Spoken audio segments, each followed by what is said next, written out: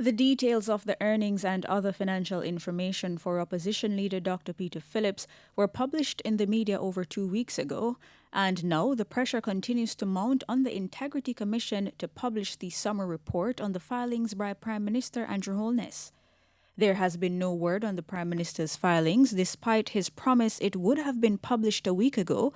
And the PNP General Secretary, Julian Robinson, says if the Integrity Commission does not address it, their own integrity could be compromised.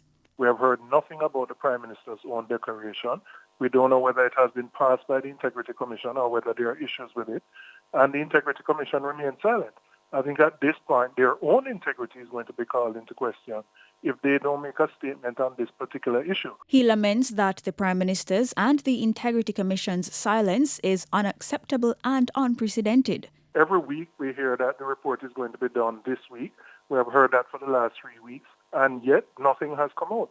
He has remained silent, which is totally unacceptable, and the Integrity Commission has remained silent. I would think that as the head of government, he should himself indicate what the state of his report is. Has he answered all the questions that have been asked of him satisfactorily? Has he provided all the documents to the Integrity Commission? It is quite frankly scandalous that for the first time in our history, we have a Prime Minister whose own integrity report cannot be cleared by an Integrity Commission. This is unprecedented in Jamaica. Mr. Robinson also highlights several investigations which have outstanding reports and charges. He says these must be addressed. The Petrojam report, which commenced over a year ago, whether that report has been complete, whether there have been referrals to the Director of Corruption Prosecution, because we understand that there are persons who should be charged in relation to the Petrojam scandal. We haven't heard about the Nessel one.